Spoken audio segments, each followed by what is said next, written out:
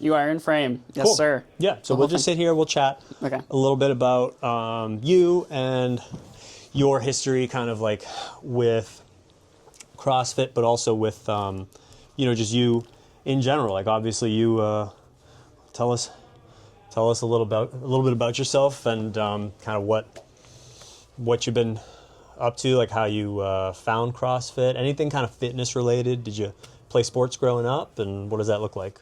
Sure. Great questions. So yeah, growing up, I grew up in Syracuse, New York, like about a half hour north, pretty small town. But sports-wise, I started with flag football at a really young age, like 5.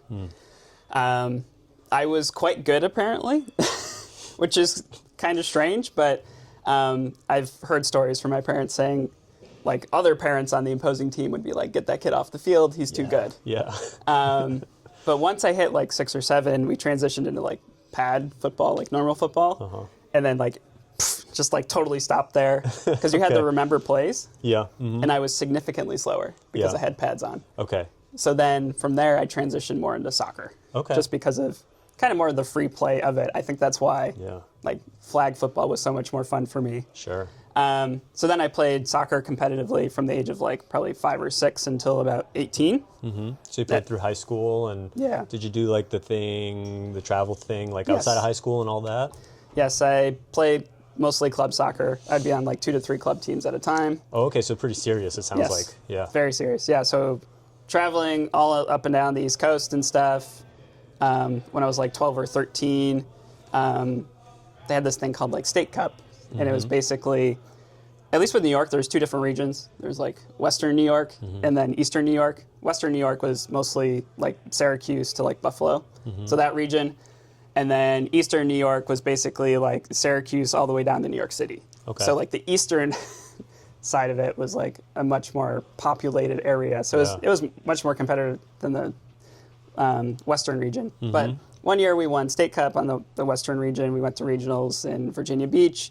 And that was like a pretty big deal for me, being like, oh, like soccer could be the thing. Yeah.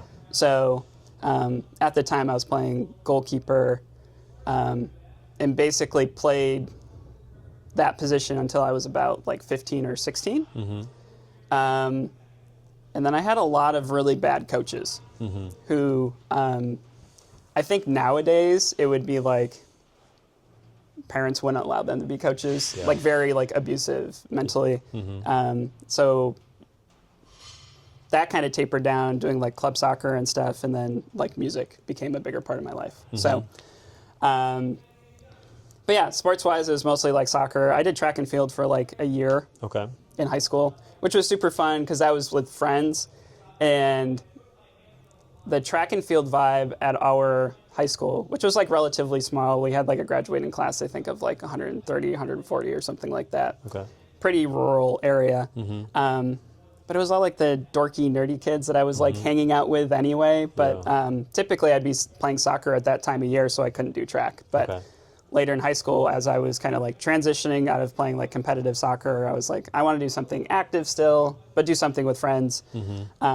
So I did track, and that was really, really fun. And that led me to fitness in a lot of ways because of just that idea of the training aspect of track lend itself to that. Yeah. So probably starting at the end of high school, because my brother was in college, he's 4 years older than I am, he started doing CrossFit. Okay. So I started doing CrossFit. Around, when was this roughly? Like around what year? It would have been like, so I graduated in like 2010. From high school? From high school. Okay. Yeah, so it probably would have started like, and this would have been like very much like dabbling, like not doing a lot. This would be like main site workouts, possibly. Yeah. Like there's no gyms or anything yet around us anyway. Yeah, the dark ages. The dark ages for sure. Especially like in like central New York. I don't want to say upstate New York for anyone that's watching that's from central New York, because they'll get really upset. So especially there, there's, you know, it's just a huge dearth. So it was all main site stuff. And JC, like my brother, he was always in the gym starting at like the age of 13. Okay. So he was super familiar with that environment and being active in that way. I was not at all. Okay, but you'd played sports. I mean, that wasn't, Yes. like moving your body wasn't new. Yeah. But the gym was? The gym was very new. Okay. I remember, so music is like a huge part of my life. I went to music school, and that started at like a young age, at like 10. I started playing trombone, and that's what I went to music school for. I remember distinctly in high school, I always took private lessons and stuff. So I was going to a lesson, I think I was like 15 or 16. And I go to pick up my trombone, and I'm like starting to play for my lesson, and my arms are shaking. And my lesson teacher's like, "What the heck is going on with you?" Yeah. I was like, I went to the gym with my brother. We were like benching, and like my chest is really sore, so it's like hard to hold up the instrument. Yeah. And he's like, "You need to stop doing that. Like, this is not going to be productive for this." Yeah. And I was like, "Huh, that's really interesting." Yeah, Like, so trombone playing and bench pressing are at odds. yeah, they are in a lot of ways, because it's like, the same kind of structure you're using to hold up the instrument is used in a bench press. So, Okay. So I was not super familiar with the gym at all, or that environment, when I was, probably like 17, 18, when I was, transitioning out of like track and like doing like team sports into like, CrossFit. So that started probably like 2011, 2012, which would have been my, freshman, sophomore year in college. And then really like 2012, 2013 is when like CrossFit for me really took off, because of, there's a gym that opened in Ithaca. So that's where I went to school, Ithaca College, Okay. right across the way from Cornell. What was the name of the gym that opened up? CrossFit Palace, Okay. which actually is Still around? still around. Okay, cool. That's awesome. The people that opened it, Eamon Coyne is one of them, with Tim Paulson, who Tim Paulson is actually He's a local guy, isn't he? You local grew up around guy. here? Yeah. Grew up in media. I think he might be back in the area, but games athlete. Yeah, yeah. And it was like a garage gym, like not much bigger than the office here. Yeah, uh-huh. And I was one of their first members. Like, I remember showing up for like opening day. It's just like the two of them. And I think they had one other coach. His name was Joey. And I think he had like a boxing background or like something like that. Yeah. But he was like one of the first, he was probably like their first coach besides them. He coached class. It was like me and like one other person. I had like a very small CrossFit background because of JC, like doing those main site workouts and stuff. So I kind of knew what was going on, but also like had never been in like a formal like fitness class setting. So it was all new and super exciting. And I was like, oh, this is like, I found my place. Yeah.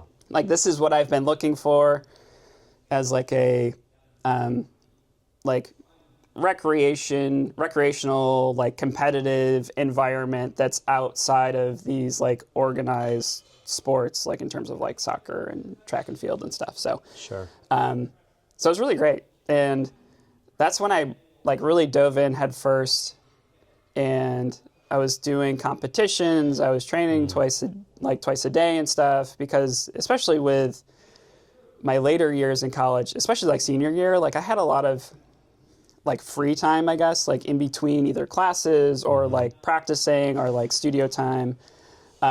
So I would go like just drive down to the gym and just like work out for an hour and then like come back and then like eat and then like practice or whatever, have rehearsals, go back down, train for an hour, come back. Yeah. So it was like, I just had the freedom to kind of do that. And like at the time, like I was, like 20, 21. So it's like my body could handle it. Sure. And it was like super fun, and like it was all new, like doing the open too. Like it was a cool time. Like it was really, really great. And I was super into like watching the games and like knowing like everyone. I also got my L1, and I think it was also it would have been like probably late 2013. Rob was there, apparently. We found out. Oh, really? He staffed Years that later. seminar? But you didn't know him? You like No idea. Yeah, okay. But we look back at the picture, because Rob, he holds on to like everything. Yeah. So he was like, okay, let me find that picture, because it's like, it's really funny. I was studying away in New York City for a semester, and I wanted to get my L1, and the closest one was in King of Prussia. Yeah. So I was like, and JC at the time was living in Philly. So it like made sense to like stay with him, go get my L1 and KOP, and then like go back to New York for classes and stuff. Sure. Yeah. And yeah, so I went there, and it was, I think Dave Lipson was like one of the guys running it. Sure. And Rob was there, I guess. And it was like a really like fun, exciting time. A lot of the folks there like never did CrossFit, which I thought was really interesting. Oh, you mean your peers, the people doing the other folks seminar getting with you. like the L1, Yeah. they were like, oh yeah, we know this is like an up and coming thing. Yeah. So we wanted to get the certification to be able to like coach and stuff. Yep. And I was like, oh, that's so interesting. Mine was just like, I want to learn more. Yeah. And like, I love doing this. And it would be like, it wasn't even part of like, I wanted the coach and stuff, especially at like CrossFit Palace, because I really loved that place and the community and like being a part of it. But I just wanted to learn more. Yeah. It was just more of like a curiosity thing. And I was really hooked into like the people that were in it, and like the games athletes and like all the people on like the seminar staff and stuff. And it was just like, I don't know, it was just this whole new, really exciting, cool thing. And it was like the games were on ESPN. It was just like, I don't know, it was a sport that was like very tactile. Like you could like, really interact with like the heroes and the people that were like big in the sport. And I feel like with everything else, it's like, so abstract, so hard to do that because there's so many layers to it. There were definitely less layers back then. Oh, for sure. Where, it was cool. you could easily convince yourself coming in the door to a CrossFit gym in 2012 that you could go to the games. Yeah, for sure. If you were young, you said, okay, I'm 21 years old, I'm 20 years old, I'm doing 2-a-days, my body feels good, and I played a lot of sports, and that looks reasonable. I think, with a few years I could really get there. And I don't think there's a lot of that today. No. For anybody who's paying attention, and comes in the door. And that's a cool thing to be able to be a part of, is like those really early stages of any sport. Yeah. For sure. And I mean, like, Eamon and Tim were definitely those people because Tim, like, it's so funny because when he was training initially, like they both played hockey at Ithaca College. Like they were both like business master's students there playing on like the hockey team. It's like a D3 school, it's like sports aren't a super big deal there necessarily. And they were obviously both like strong and fit and athletic and stuff. But I was like, like, are they going to go to the games or whatever? It's like, maybe not. Yeah. But like just watching them train and then especially like seeing Tim get better, like over time, it was like, holy moly. Yeah. Like, they're able to do this. Like, maybe I could. And I definitely got like, and you're in caught that up in the honeymoon sauce. phase. Yeah, dude, you're like really caught up in the PRs sauce. raining from the sky. Yeah, you're just exactly. like, this is just going to go on forever. Exactly. Yeah, it was really crazy. And I was doing like competitions and stuff. And you got bit by a bug. like, and it was really fun. There was, it was like I can't remember. There's this one series in New Jersey called, it was like the Super Fit Championships or something silly like that. And I remember going to like Teaneck, New Jersey to this like, it was like an armory or something. And they had like a qualifier there. And I was just like doing it for fun. And like, honestly, like I did not place well. I was like, this is just, I was like so out of my league, whatever. But it was really fun to do. I think I got like 4th or 5th, maybe out of like 8 or 9 people, whatever it is. Okay, I was going to say, that's great. Middle of the pack of 9 people. Yeah, Okay, exactly. Yep. And then, so it was a qualifier for an event that was taking place on the shore. And so I left, and I knew like I didn't qualify or whatever. And then that summer, this would have been, I think, the summer of 2013. Yes, it would have been the summer of 2013. In California for an internship. Like in Berkeley, California, I'm living and working in Oakland. And I think I get a call or something or an email, and they're like, oh, you qualified for this event. It's like at the Jersey Shore, like in July. Yeah. And I was like, what? They're like, yeah, someone dropped out. So like, you can go and do So this. you got bumped in. So I got bumped in, and I was like, Did you go? I did. The reason why I went, though, is because my brother was getting married that summer. Okay. So he's getting married in Long Island because his wife, Lauren, is from there, so they got married there. And it just happened to like work out. It was like the competition was maybe like 3 or 4 days before the wedding. So this was crazy. I took a red eye from California into New York. I took public transit all the way down to the shore. Yeah. Like, I think I had a hotel, so I slept for like a few hours, and then I did the competition, and it was like on the beach. Yeah. And it was like some weird like kettlebell stuff with the rig, and it was awful. It was like one of the worst experiences I've ever had in CrossFit. It was so bad. I didn't get last because someone didn't show up, but it was still like really, really bad. Yes. And I think like after that, I was just like, I was like kind of out on competitions. I was like, I don't know if I'm built for this. Like, Yeah. this is like, Yeah. it was really, really terrible. Didn't get last because some guy no-showed. That's what happened to me in a competition years ago. There was this competition out in central Pennsylvania where there was a swimming element. And okay. it was a pretty cool event. But the thing that happened was that I wasn't a good swimmer. I'm still not like an excellent swimmer by any means. But that event, I took not last place. I took second to last place. The person who, finished in last place in that event, he didn't get in the pool.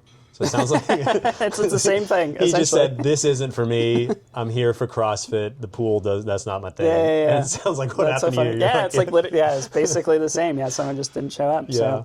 So yeah, that experience was very interesting and eye-opening, and then life kind of happened after I graduated from college, and I took a break from CrossFit for a while just because like I lived in Boston for a bit, working for like a music technology company, and didn't really have the money, didn't have this like space, didn't really have the resources to do it, Sure. and that really bummed me out. That was really tough. Just because like CrossFit Palace was such a cool place, I was super connected with the community and like the programming and everything about it. And to kind of leave that was hard. Honestly, that was probably harder than like leaving college and like my friends, honestly. It was like leaving that gym specifically. Like I think about it now and it's like I was so lucky to like for Tim and Eamon to open up that gym at that time. Yeah. Like it's one of those things where it's like stars aligned and like it's just like life gives you an opportunity and like I was really lucky to seize it and be able to start there. Because I know I've talked to a lot of people who have started at really bad gyms and had really bad experiences and then just like never come back because of it. And I got really lucky that I was in a really good environment that worked out. And when I moved to Boston and didn't have that anymore, it was really tricky. It was really hard. I didn't really have a good avenue for fitness. I was only in Boston for about a year and then I moved back to Syracuse, like where I'm from. And then found a job at like a local music store.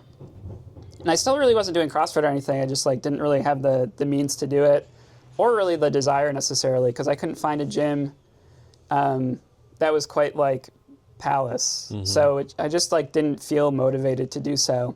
That shifted a bit. I think around like 2016, 2017, I found a gym that was near like a house that I had bought. It was like CrossFit Core Fitness or something like that. And one of the coaches there was quite good. The owner was maybe not so great. He was a nice enough guy, but I don't know if he had the right motivation to really have a gym. I think he was more kind of like in the bodybuilder space and just like had a CrossFit gym because it like made sense money-wise to have one. So the main coach there was nice and good. The community there was also quite good, which was nice. And I met like one of my best friends in my life currently there. So I'm like really thankful for that experience. But it still didn't feel the same as Palace. What I hear you saying is that like the most important and valuable part that you've kind of pulled from all of these different places that you've been has been the community, the people. Oh, for sure. Right? Like, you know, because it is big time. Nothing stopping you from getting a pair of dumbbells and doing, you had enough knowledge to kind of be dangerous on your own, right? Like, for sure. Go for a run, got a pair of dumbbells, you got a little bit of space outside. There's plenty of fitness to be had there. Right? But I think it takes a certain type of person to do that and do that for any amount of time, significant time. But I mean, you get into a setting like Delaware Valley or any of these other places that you've kind of made your home, and the people just make a huge difference in your ability to show up. Oh, for sure. I mean, that's 100% totally right. Especially now, like where I'm at, like being 33, almost 34, it's like for sure that is the case. I don't want to fast forward too much, but I know that like there's, I mean, you're just coming off of a relatively significant injury, and I think you'd mentioned that you had an ACL tear years ago, and I mean, certainly everybody who's done sport, done CrossFit for any number of years is going to have setbacks and have all those kind of things, you know, happen to them. They look different. Sometimes they're more serious, sometimes they're less serious, you know.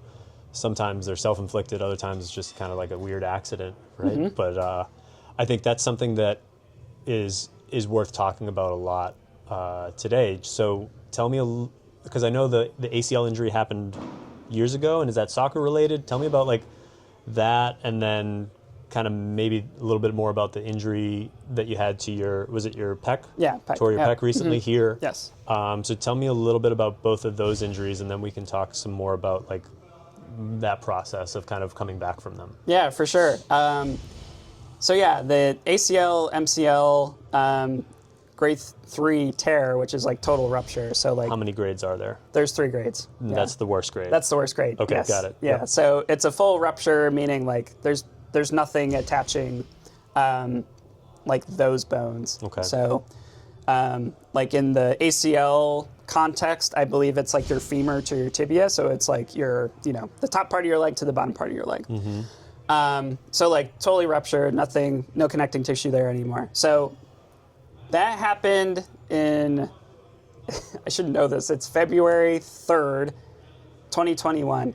Because it happened on my dad's birthday. Okay. Which is, your dad's birthday is February 3rd. Yeah. My dad too. Oh, really? Yeah. That's wild. Yeah. Yeah, I remember his birthday because it's 2354. Yeah, my dad was 2348. Oh, that's so great. Yeah. That's super cool. How did it happen? How did the tear happen? What were you doing? So it's actually like the way my injuries worked out is kind of great in a lot of ways because this one was outside of the gym. Yeah. I like how positive you are about this already. Yeah. So it just gives like kind of a good like balance and like perspective on both of them. But so for my knee injury, it was snowboarding, like hit a tree. Trees always win. Yeah, you will never beat a tree. So were you trying to do something cool or did you just not lose at control? All. Nope, it's not even cool at all. I've done like my snowboarding background is I started in college with like my roommate, best friend Tim, who had been snowboarding like his whole life, and he's a really good educator and really good. He's one of the most like athletic people I've ever met, but like he did sports and stuff and he loves sports, but like was never super competitive. But like he is insanely athletic and just very gifted with his body. So he taught me like how to snowboard and how to snowboard well and stuff. And like I've been to like most places on the East Coast. Like I love snowboarding. Ski trips every year, like going in the woods, doing like really hard, like crazy stuff that a lot of people probably wouldn't want to do, especially snowboarding because it's like can be really tricky. But anyway, this was not the case at all. It was just going in between 2 trails. There happened to be like a tree in the middle of these 2 trails, like a pretty big one. It had been a fresh powder day, which is like super crazy on the East Coast. It rarely happens, especially where we went to Bel Air, which is like in the Catskills in New York. They see like a fair amount of like natural snowfall, but like not a lot. Most of it's man-made, but on this day we got really lucky.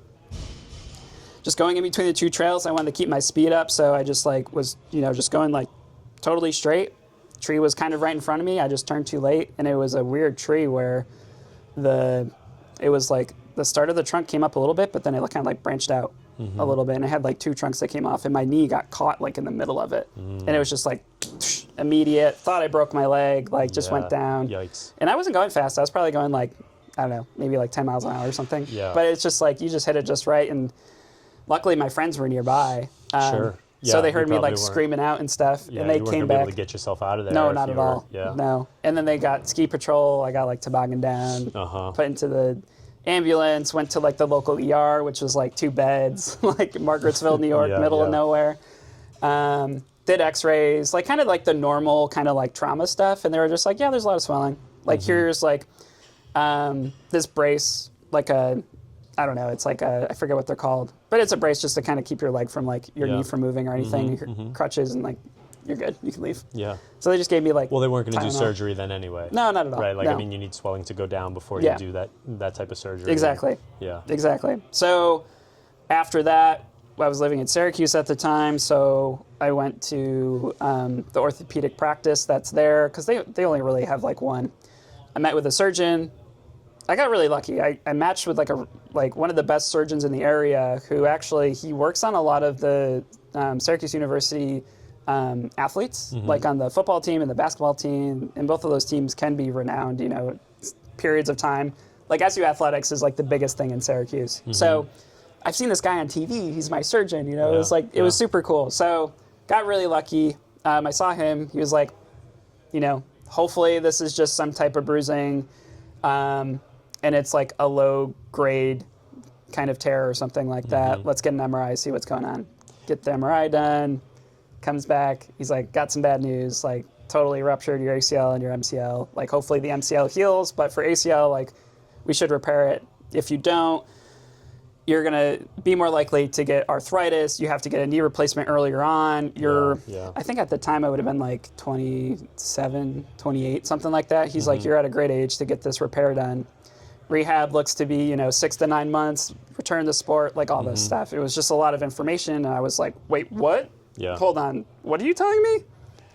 And that's how like surgeons work, because this is what they do all the time. Sure. So they're delivering bad news pretty consistently, and they're just going to give you the facts of it. Yeah. Like, you can't go in there and like really expect any type of sympathy. And I think that's what I was expecting in a lot of ways. Yeah. And it just didn't happen. So I was like destroyed. I was like, wait, what? Like, because I wasn't expecting that at all. So it was really leading tough. into that. What was your like activity like? Were you doing CrossFit at the time? I was. Yes, I was actively going to the gym. It was COVID. So, yeah, sure. You know, actually, I wasn't going to the gym, but I was still a member. They weren't having classes, but they were like renting out their like gear and stuff. So I had like a barbell and some plates and stuff, and I was working out at the house. So I wasn't actively going into the gym, but I was still like doing fitness one way or another. And then you had the surgery, obviously. Yes. Sounds like you did that. March and 2021. So then how did recovery go, and what was going through your mind as you kind of like, I mean, this is a pretty significant injury, and it sounds like your first significant injury you kind of you had. So what did that, what's the self-talk like through that period? Self-talk is a very interesting object for discussion in this regard, just because at the time when this injury happened, I was working at the music store. It was a really, really small mom and pop music store. There was like 3 or 4 of us that worked there. And I was like really dedicated to that cause. I had also like gone through a pretty big breakup like a few years before that too. So I was in like a really like emotionally fragile state before getting injured, especially with like the pandemic too. Yeah. Like there was a period of time where I was just at my house by myself for, I think it was like a month or more without seeing anyone. And that was like really, really difficult. So I was like in a really emotionally fragile state to begin with, like everything outside of the injury. Sure. And a serious injury like this kind of just adds to that fire. Absolutely. Especially if you don't have like any coping mechanisms in place. Sure. You're not able to get, I mean, I don't want to jump ahead, right? But I can only speculate that like your most recent injury where you tore your pec has been a completely different experience, given that, Very different. You're recently engaged? When did you? Yes, it was November 15th is when we got engaged in 2025. If you don't know it, with Coach Emma. With Coach Emma. Coach Emma. Yes. So I mean, yeah, you got a lot of ties in the gym, you know, between Emma, between just being a member here. For sure. So a completely different experience, yeah? Yes, it's a night and day difference in that regard. Yeah. And with my knee, like specifically, so at that time, like I was very isolated, and the injury was very significant in terms of like what had to be done with the repair. So the other thing too was like so it was during the pandemic, and like I got dropped off for surgery. And I was there by myself. Like my parents couldn't even come. Sure. Luckily, my parents were like, they're nearby. I stayed with them during like the first few months of my rehab. Like I was able to take disability off from work, and like I was able to really concentrate on it, which was like, I'm very, very lucky to have had that. Regardless, it was still like a very isolating experience, and the repair was pretty significant because it was like ACL reconstruction with a patellar tendon graft, which is basically what they do is they take a part of your patellar tendon, and then they like use that as your new ACL. Yeah. So they're taking like a chunk out of your patellar tendon. So it was like on my left knee. So they took a chunk out. There's still a scar there. that's my new ACL. They also did an MCL reconstruction with like a cadaver tendon, so just like tendon they have around. Yeah. And they did that. Yeah. So it was like, that's a lot of trauma for like one single area joint that is not like particularly too big. Like there's not a lot of like area for like inflammation and stuff in there. So it was like really, really significant. And I knew like this was going to take a long time to like get through, but I was not expecting the amount of pain I would be in. It was like the most painful experience in my life. One, when the injury happened, and then two, like the first month, probably month and a half of rehab. And it was like, I got to a point mentally where I was like, I'm never going to be able to do the things that I love to do again. Yeah.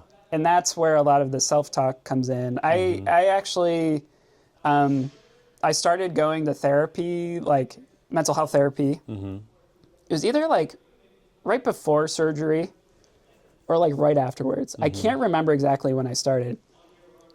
Because I needed a lot of help to like get through that, because being active, being like fit, and like coming to a place like CrossFit DelVal is more like mental health therapy than it is like physical in a lot of ways.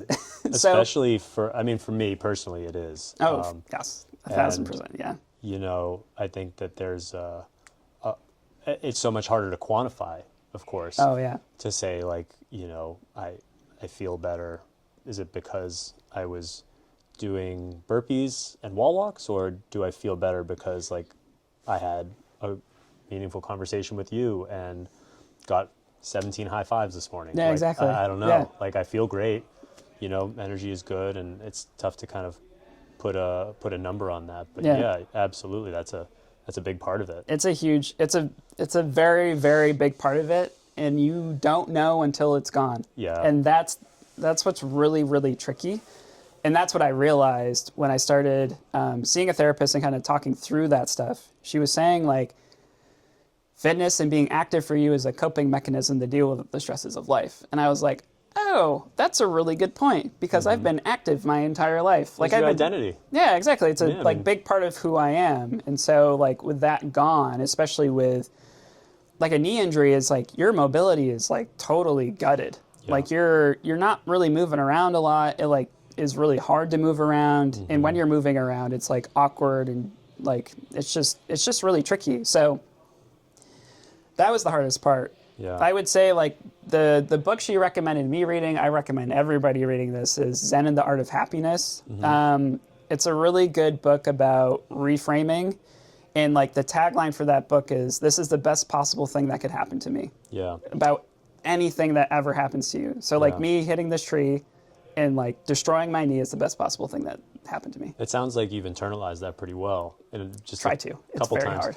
Yeah, I mean, I've never read Zen and the Art of Happiness, but I mean, you hear that from lots of people who share their opinions and, you know, have these kind of opportunities to write and share their, you know, thoughts through podcasts and different platforms. And one that always has stuck with me is Jocko, something goes wrong, good, right? You know, because there's an opportunity there, right? Yeah. Like you didn't do well in week 3 of the Open, good. Now you know what movements that you should work on for the next year. Yeah, for sure. And there's certainly like, you know, lots of struggles that people have. We're talking about injuries here, but like there's lots of different struggles that you can go through. Like you mentioned, kind of your headspace and what you were going through there.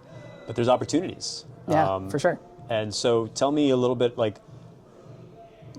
we've established that like the setting now is very different for your most recent injury than the setting then, given COVID, giving, is it fair to assume like this injury has been less like physically serious? Yes, for sure. So yes. Can you explain the injury that happened? It happened here at DelVal, right? And then kind of how that's been different for you. Yeah. So it did happen here at DelVal. It was January 6th of 2026. It was a workout with like close grip bench. Like we did like a 5x10 or something like that. And then it was like 21, 15, 9, like ring dips and like, I don't know, box jumps or something like that. and like got done with like the bench pressing, like felt totally fine. I didn't go heavy. I think at most I did like 95. Yeah. Like wasn't going heavy or anything. Felt really good. Did some dips, like not an issue. Workout starts, third dip in, I like kind of kept out of the bottom, and I just feel like everything pull from my shoulder. Like I've never felt anything quite like this. It was a very odd experience, but it's like literally feeling muscles like just pulling away. And I was like, yeah, that's not good. Luckily, like Kai was there, and he's like a medical professional, and like took it with such grace. Like I was like, holy moly! And he's like a newer coach too, and I was like, I felt so bad. I was like, I'm gonna traumatize Kai like right off the jump with like just like doing something stupid. His first couple months of coaching, and this just happens to you. Yeah, just like an injury like during this class. I was rough. like, I was like, oh god. But now he was like super graceful about it. Like got me like a pack of ice, and like. We kind of talked. I told you to just finish the set of 21, right? Yeah, exactly. He's like, you got to finish the workout now, man. Like, you might as well. Yeah, you might as well. You showed up. Just keep doing what you're doing here. So he got me a pack of ice, and we kind of like we talked through it a little bit because he's in healthcare. Yeah. And he was like, like the best thing really to do is like you're probably going to have to just go see an ortho, or just like you can go to the urgent care, but they're really not going to do anything for you, because that's. When that happened, I was initially in shock. I was also like, dang it, like this has happened again. Like it's like everything just kind of rolling back in terms of like my knee injury. Is like it's like I was like, going into crisis management mode in terms of like what should I do next? Like what is this rehab gonna look like? Like what surgeon am I gonna use? Like all this stuff, like everything, just like going through that, just like immediately as this injury is happening, like swelling's occurring, like all this stuff. Yeah, and we've talked about self-talk a couple times. It can be a great asset, but boy, it can kind of tear you down pretty quick too. Yeah, it doesn't take long. But what was good about this situation was, this was the most amazing thing ever. The Cowleys are amazing people, and they step up, which is very lucky that they're here. But Allie was in class. She was like, are you doing okay? What's going on? I was like, well, I definitely messed up my shoulder. I don't know what it is exactly. Like trying to get in touch with Emma to like see if we can, I don't know. Like I was kind of thinking about like going to urgent care or something like that. And Allie was like, oh, there's an urgent care up in Paoli that does like just orthopedic stuff. Like you should go there. I was like, that's amazing. Yeah, I'll do that. And she was like, how are you going to get your car home? I was like, I haven't even thought about that yet. Yeah. And she was like, I can get Sean, like her husband, who's also a member here. Like, he can drive it home for you if you want. I was like, that would be amazing. Yeah. And like, they took care of like getting my car home and like all of that stuff. And I was like, it's incredible. Like, I would not expect anyone ever to do that. And it just like happened magically without asking. Yeah. So like, well, shout out to them. Shout out to them, and then also just like the community here, because it's like, if it wasn't the Cowleys, it probably would have been someone else. It was just like Allie was the first one to kind of come over. She was standing by, and Yeah, and we went to that urgent care, and that's kind of what started the process. Like Emma came in, that was also like, I was really worried about that, because this type of injury affects everybody around you. It's not just you. Yeah, and that's what becomes tricky about it. Now that like we're engaged, we live together, and it's like, I'm pretty sure like something pretty bad happened, and like we have to go there. Like I would like to get to urgent care so we can like get it figured out as soon as possible. And she was like, I was just coming here to work out, and it's like, and now can we divert that plan? You have like you don't want to burden people, right? But like, for sure. You're already kind of in that boat. You're like, I just need help, and I need this. Can you help me out? And asking for that help it can be really tricky, especially for me in a lot of ways, because I like to be independent and not burden other people. Yeah. And especially with my knee, like my parents were the best throughout that process, and were so helpful. They like let me live at my parents' place for like those first few months, and like brought me to all my appointments and all that stuff. And it was like absolutely incredible. I couldn't ask more of them, and they're the best parents in the world for doing that and providing that. And even through this injury too, like I couldn't drive for a while and stuff. And my dad, like, they have a condo in Wallingford, but they mostly live in Syracuse still. Like, he came down for like a month and a half. He's retired, but he still has obligations. He does other things. He has friends and family. He dropped it all and came over here. Yeah, came here and like helped out. So, well, good on you for not being stubborn and I know, maybe accepting help. Because it's really certainly hard to do like people, if you're not asking, like you're still going to have people offer, and you need to allow them to do that. Yeah, and it's a really tricky thing to do because you don't want to take advantage of people. You also don't want to be a burden, but you have to realize that, or you don't have to, but it's good to realize that like you can only do so much, and sometimes like helping yourself is going to help them, especially if they love and care about you, and their anxiety and stress revolves around your well-being. It is on you to take care of like yourself in some way or ask for help. Yeah. And I think I've realized that a lot along the way, like through these injuries. Like these injuries are always a blessing in disguise. They really, it's so weird. Like I always think like it is good for everyone to go through this process. It is terrible and it sucks, but it is a really great learning experience. One, to learn like your body and how it works and like the anatomy of it all, and like the healthcare system, like how that works, because you have to navigate all of those things, and it's incredibly convoluted and complicated and can be really hard, but also like really rewarding in some ways. And then also just like to like, I don't know, to understand that like, especially in terms of like CrossFit and like fitness, it's not always about getting better. Yeah. Like sometimes you have to just take a step back and like work on fundamentals or like reanalyze what makes you happy and why you come here and why you do the thing.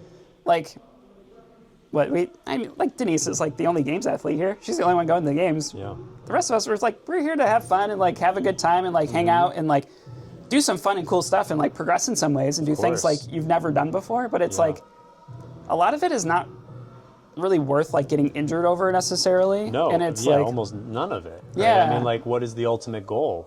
And that was something I wanted to talk to you a little bit about, was like, it sounds like you have a really good outlook and some perspective, having been through serious injuries, but also just by the nature of being engaged with this for the time that you have. You start to go through life changes and responsibilities that come and go, and you realize that there's more depth there than, say, the time on the clock or the load on the bar. Oh, for sure. Big time. And I mean, like, that's what's funny about this injury, too. It's I don't know. Life will just laugh in your face at so many points in time, and this was definitely one of them. And it's like, at the time, I was, like, totally okay with it for some reason. But I had been doing programming with Chris to work on stuff for the Open.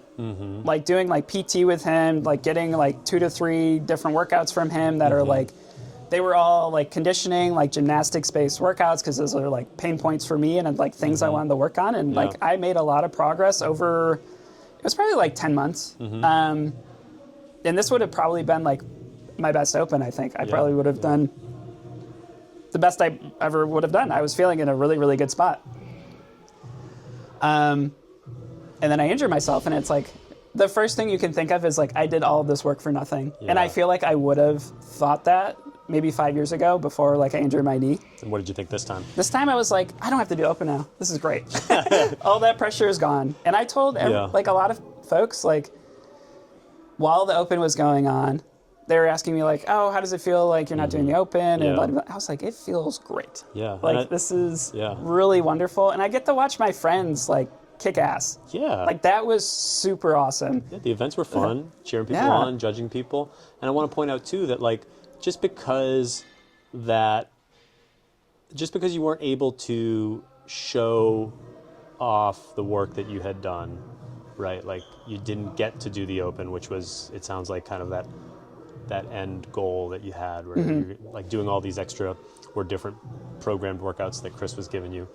Just because you didn't get to show that off doesn't mean that the process wasn't valuable. No, not at all. I like, totally agree. Yeah, I think the same thing happens all the time in class, where somebody comes in and they're like, why do I need to walk on my hands? Like, I'm never going to need to walk on my hands and then jump 3 inches off the ground for 100 reps in a row really quickly. And you're like, yes, I agree with you. You're never going to need to do that in the real world.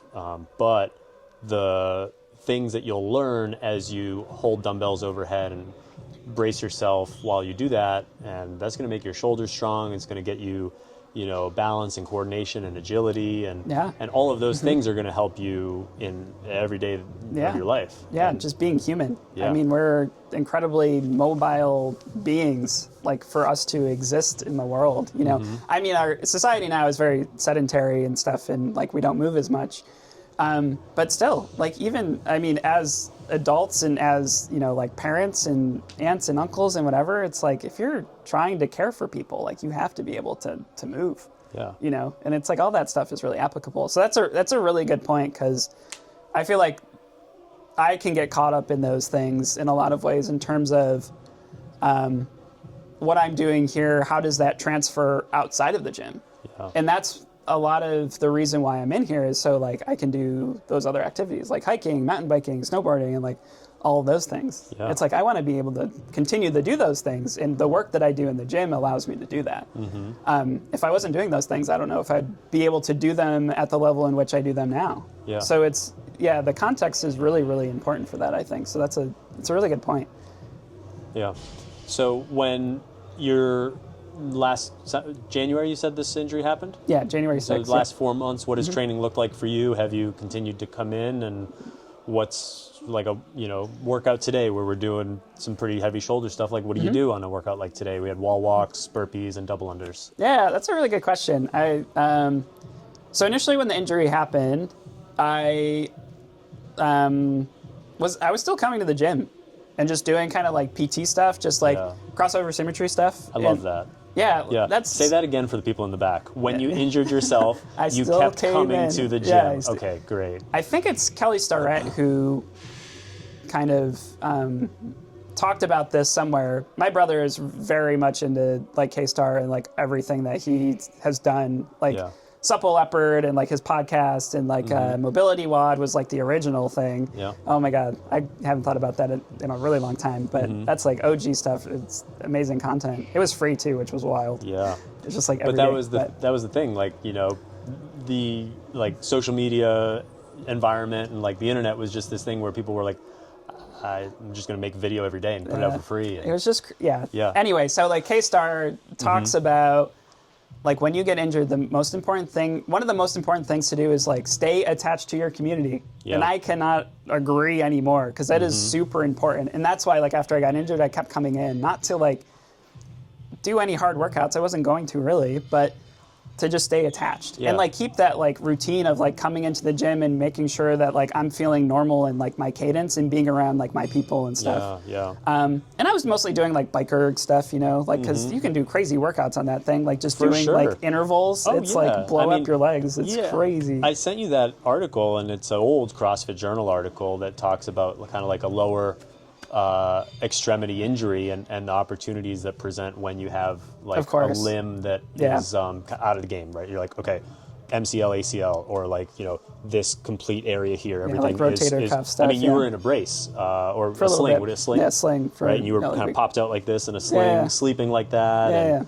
I mean, so your opportunities to do, a lot of the things we do here is limited. It is. But at the same time that it's limited, because CrossFit is so broad, people, when they would get injured, members at gyms I've coached at, I'd always have them, let's sit down and let's list out the things that you still can do. And it's so extensive. It's always extensive. And people are like, especially when you start thinking about like, okay, let's change stance, grip, tempo. Like, how can we add elements to a burpee that maybe you wouldn't normally add to a burpee? Like, okay, we're going to do a strict burpee because of this, or there's so many different variations of movements you can do. Have you played with any of that through the last few months? For sure, yeah, big time. So, like after my injury, I was like coming in here, like doing PT stuff, doing a lot of like bike erg, like conditioning kind of stuff. And I've kind of stayed like in that sort of domain where it's like, I'll come in here, I'll do PT stuff, and then I'll do like some kind of Metcon that's like scaled or like more lower body focused. Like earlier this week, it was like, I think it was 5 like 4-minute AMRAPs, and I did like the first 3 minutes of the 4-minute AMRAP was like 15 GHDs, 15 box jumps to like 20-inch box, and then 15. They were dumbbell front squats, but like with 15 pounds, because it's like I don't want to like really push this, but I can still like be in that front rack position and it feels fine. Yeah. I did that and it was like an amazing workout. Like my butt was kicked after it. I was like, you know, like hands on my knees, bent over, like huffing and puffing, and it felt great. It felt really good. So it's a lot of stuff like kind of like that where it's usually like lower weight, like higher volume and like longer. Like I'll do like 20 to 30 minute workouts just to like move, but it might not be as intense necessarily because it's like I'm not going to be like as explosive or as like agile or dynamic as I was like before the injury, which is like totally fine. Totally, because you're still, like you said, keeping the wheel spinning. You're like you're getting the touch points with the people that you care about. You're in here keeping that time as like, this is my time that I do this thing. Yeah, and, exactly. For sure. Continuing that engagement with it, which an injury, a struggle is going to be inevitable. So being able to continue to do that through decades and decades is just going to be something that leads to long-term success. Yeah, exactly. And I think the other side of it too, the CrossFit article doesn't mention this, and I do have like a little bit of gripe with it, is it is very important to, one, have a good surgeon, have a good like physical therapist on your side to guide you through that process. Listen to them, because there are certain restrictions you're going to have in terms of like what you can do with your, you know, with the repair that you got done with that specific joint or limb. And you want to like stick to that because you do not want to go through like re-injuring yourself and then having to go through the process. So when I'm in here, I'm really cognizant of the things that I'm doing. So you have to be incredibly mindful. And I always focus on PT always comes first because it's like I want to, like my motivation is to get back to what I was doing pre-injury, pre-surgery, maybe not as quickly as possible, but as safely as possible without causing any more, you know, issues. So the CrossFit article doesn't mention that, but I think it's really important that it's like focus on your PT for your specific injury first. And then, like do Metcons and stuff that work outside of that domain that like, you know, get your blood flowing and get like those endorphins going and, you know, making you feel good. Because the PT stuff is like, a lot of it is boring and hard. And it's like, it really can, you know, crush your mentality. But if you like can find something that's like, you know, I found out like with double unders, I can do double unders just with my one wrist. Like I can just right wrist, like just do this and do double unders. Like I don't even use like my left arm now. I don't need to, which is really cool. So like, I don't know, there's stuff like that where you can figure out ways to work around the injury without putting it in harm's way and still being active. And it's like a hard thing to really like figure out. I got really lucky with this like repair, the surgery doesn't really limit your mobility in a lot of ways, so I can still be active. Like with my knee, it was like very different. That was like a totally different process. But with this injury, this environment with like the people on my like, you know, my surgeon, my PT, like all my like supporting folks like at the gym and like at home, has allowed me to be able to like, you know, think of it a lot differently. And also it's just like a different approach. Like scaling, like before I always thought was like, you know, there's always that misnomer that like scaling is like, you know, taking an easy way out or whatever, you know, and it's like, it's really not. It's like you can do so many scaled workouts and like really kick your butt. So how do you think about scaling now? Oh, it's totally different. Yeah. It's like I will, and like Emma always tells me this, and it has been telling me this for years now. She's like, you do not scale enough. And she's been right every time because infinitely wise. Infinitely wise for sure. I mean, it's every day. But it's, like I will, and especially like before this injury, the reason for the injury was I was pushing myself too hard. And I was doing so many burpees. I was doing a lot of push-ups. I was like, it was really high volume stuff. And I, you know, like I wanted to do that. It was my decision to do that. But I'm getting older and like, you know, it's like, dialing it back is okay. And honestly, I like taking a cue from you. You know, like we talked about, like you play, you know, soccer on Sundays, 90-minute, like 11v11. Like and you're like, I'm beat up on Monday and Tuesday. I'll come in and scale stuff. Oh, yeah. It's like, I scale probably 2 to 3, sometimes 4 workouts out of the 5 or 6 I'll do in a week. yeah, and you're like one of the most competent CrossFitters at the gym. You know, and that's the thing is like, that's a good cue for like everyone to be like, hey, like it's good to do this, especially our programming. I mean, like yesterday, like with 5 400s, 150 wall balls, 150 like box jumps, like that's a brutal volume. It is. And it's like, I would like, before this injury, I would have been like, I'm going to do it RX. Yeah. Now, like thinking about it, it's like, no, I'll probably do like half those reps because what's the point of doing all that? It's just like, I'm going to blow up my legs for like 5 or 6 days. I'm not going to feel good. I'll probably have low back problems. And it's not going to be fun. Like, I'd rather just do that and then like do some mobility and then feel good for the next day. Yeah, like, just show up again. Yeah. Because I mean, my goal when I was coaching was always to get people to a point where they had a basic physical literacy and they could own their own fitness, right? Yeah. So that when injuries come up, maybe they choose to no longer come to the gym, but they have enough, knowledge to kind of like maintain some fitness, maintain some functionality. For sure. They can show up to class and recognize like that's 150 reps of those 2 movements. I don't know if that's the right call for me today. Yeah. And I mean, ultimately, when I think about why you would do exactly what's written on the whiteboard, the value there is that, okay, there are peers in my class that are going to do that exact thing as well. And if we all agree that that's the thing that we're doing, we can race. And that's cool. And that drives a lot of results. Like there's a ton of value in that process of like, we have this 100-meter sprint and that's the goal and we're going to run it as fast as we can. Yeah.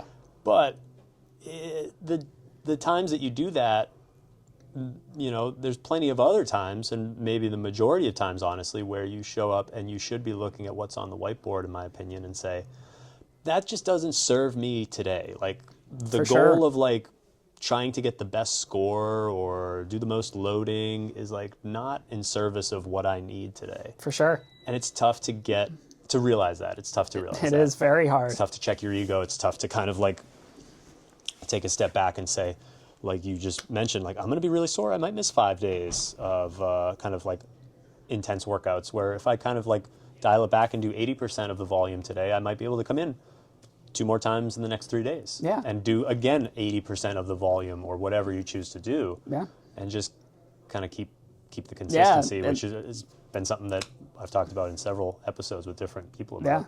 Because it's important. I mean, the longevity aspect of all of this stuff is really, really important. Because I see a lot of folks that come in here every day and are like really like going very, very hard. And I'm just like, there's also like genetic limitations to a lot of these things. Of it's course. just like, like with my injuries in a lot of ways, it's been like, I hit my genetic limitation. Yeah. This was my body saying like, I give up, I'm done. And it does, like, my body is very good at doing that. Being like, good on you for listening and paying attention. Exactly. Some people just keep hitting themselves over the head wondering what's happening to yeah, them. exactly. So that's what's like, I think is really important is just like that connection to your body and like understanding what it needs. And that's, a lot of that stuff is outside of the gym. Like, like the nutrition side of it, like the sleeping, like the, the stress and stuff. And it's all related. And I think that's what I've kind of landed on in a lot of ways is like, I grew up in an environment where I was always kind of told to whatever you do it your best and always get better. And that's like the purpose for mostly doing everything. Like if it was soccer, track, trombone, school, whatever it was, especially from a young age, it was just like, there was a lot of pressure just to like always get better. And as I've gotten older, and I think our society has wisened up to that might not be the best way to create holistic like human beings that are well adjusted.